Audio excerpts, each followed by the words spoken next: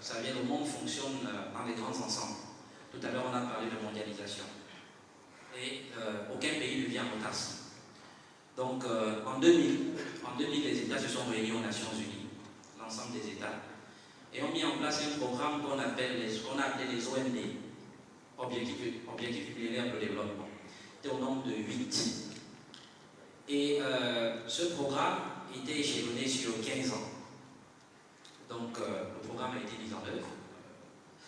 Et à l'issue des 15 années, donc en 2015, lors de la 70e Assemblée Générale des Nations Unies, les États se sont réunis à nouveau pour faire le diagnostic et savoir quel était le niveau de mise en œuvre dans les pays. Est-ce que tel ou tel autre objectif a été atteint, où est-ce qu'on est, etc., etc. À l'issue de cette 70e Assemblée Générale, il y a eu un constat qui a été fait. Le constat qui a été fait est que plusieurs de ces objectifs n'ont pas été atteints, comme on l'avait planifié initialement. Et l'une des raisons principales, vous avez vu tout à l'heure, il y a M. Matondo qui est passé sur le plateau, sur le podium, et qui a parlé du dividende démographique. Et comme vous le saviez, la salle est bondée des jeunes ici. Donc les jeunes constituent la population la plus importante de tous nos pays. Aujourd'hui, on ne parle que de l'espace de la CEMAC. Et ce qui a été la constatation, justement, a été que les jeunes n'avaient pas été suffisamment impliqués. C'est-à-dire qu'il n'y avait pas eu des mécanismes d'implication au travers des organisations telles que l'Association des jeunes de la CEMAC aujourd'hui, le Rojalu et bien d'autres, qui permettent de jouer le rôle de catalyseur. Donc, partie, comme le disait également M. Tsaba tout à l'heure, partie de l'institutionnel vers la faisabilité et la mise en œuvre quotidienne des pratiques. C'est-à-dire des organisations qui servent d'interface pour la mise en œuvre quotidienne. Et à l'issue de cette Assemblée Générale, donc la 70e Assemblée Générale, on a adopté un nouveau programme. Et les Nations Unies et l'ensemble des États réunis en conférence ont adopté un nouveau programme, comme je le disais, qui maintenant est appelé Objectif de développement durable, donc ODD, cette fois-ci au nombre de 17. Au nombre de 17 objectifs. Et donc c'est ce programme post-Agenda 2015, donc post-OMD, qui est mis en œuvre actuellement par l'ensemble des États. Et j'ai une connaissance assez poussée des ODD, mais lorsque j'ai été invité à prendre part à cette conférence et que j'ai été convié par mon ami et frère Plaisir Massoémé, qui est président de l'association des jeunes de la CEMAC, j'ai essayé à nouveau de regarder dans le champ d'action et voir s'il y avait un ODD qui correspondait exactement à la thématique de l'intégration sous-régionale, parce qu'il faut se focaliser là-dessus. C'est le champ d'action principal et c'est la thématique principale de l'association des jeunes de la CEMAC, l'association de la communauté économique et monétaire de l'Afrique centrale. Donc, lorsque j'ai regardé l'ensemble des objectifs, après l'avoir parcouru à nouveau cette nuit, je n'ai pas trouvé un objectif qui renvoyait directement. Par contre, il y a des similitudes. Il y a des similitudes, par exemple, l'objectif 10. Sur l'objectif 10, développement durable, c'est réduire les inégalités dans les pays et d'un pays à l'autre. C'est assez générique, c'est assez relatif. Il n'y a pas un objectif spécifique, voilà, qui est en adéquation avec la mise en œuvre, avec la promotion et la mise en œuvre de l'intégration sous-régionale. Par contre, comme je le disais dans de mon propos, dans le multilatéralisme, donc ça veut dire dans les relations entre les organisations, il y a une corrélation. C'est-à-dire il y a une corrélation entre tout ça. Il y a une corrélation entre tout ça qui est établie. Et cette corrélation fait que les programmes se rejoignent les uns aux autres. Donc les Nations Unies, c'est la structure mondiale. Mais au niveau des pays dans les ensembles, on a des organisations telles que la CEMAC, voilà, qui œuvrent donc pour l'intégration au niveau régional, et bien d'autres, la SADC et j'en passe. Donc, je pense que pour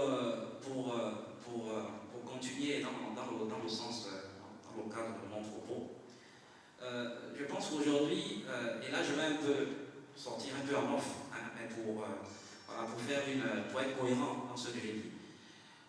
Aujourd'hui, je pense que le fait que nous redémarrions, parce qu'il y a eu l'étape du Tchad avant, aujourd'hui nous sommes au Congo, ensuite nous allons aller au Centrafrique.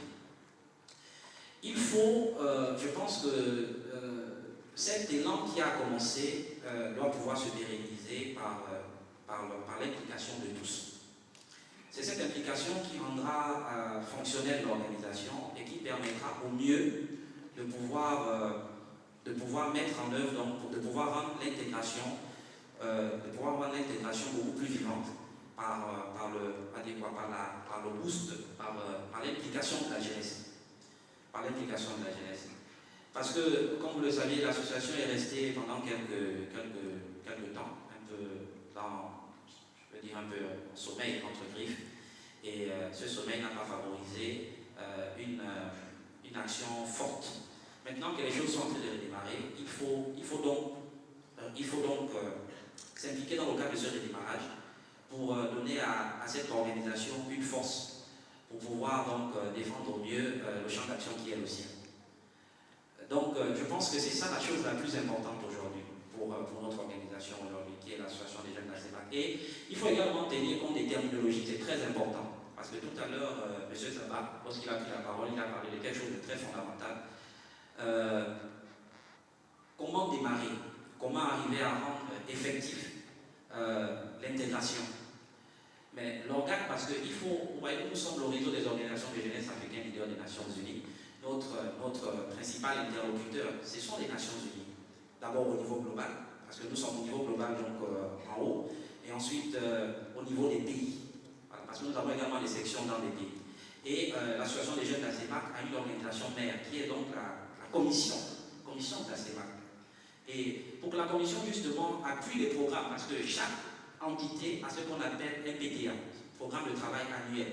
Et dans le cadre de ce programme de travail annuel, c'est également très très important pour le président de l'association des jeunes d'ACEMAC et l'ensemble de ses équipes et les bureaux pays d'être fonctionnels pour pouvoir être de mieux en mieux structurés et arriver à rentrer dans les PTA, donc dans les plans de travail annuels, de l'organisation. Je pense que ça donnera un boost beaucoup plus vivant, beaucoup plus important, et ça permettra de mieux atteindre les objectifs.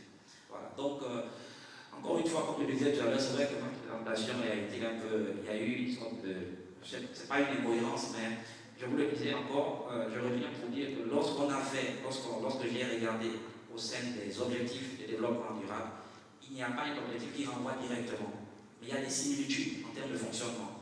Parce que, comme je vous le disais tout à l'heure, dans le cadre du multilatéralisme, donc dans le cadre de la coopération d'organisation à organisation, il y a dans les champs d'action respectifs des similitudes. Et il y a des similitudes existentielles entre le programme comme les ODD, parce que l'intégration, il y a plusieurs niveaux. Il y a le niveau économique, il y a le niveau social, il y a le niveau agricole, tout ceci. Voilà, donc dans le cadre de cette intégration, il y a plusieurs paliers. Et justement, il y a plusieurs paliers, comme je le disais tout à l'heure. Et voilà. Donc j'espère que je me suis fait comprendre. Il y a eu une petite incohérence encore une fois, mais c'était à cause de ce fait-là. C'est-à-dire, lorsqu'on a fait le retracé, je n'ai pas trouvé un objectif qui renvoyait. Mais encore une fois, comme je le disais, il y a des similitudes.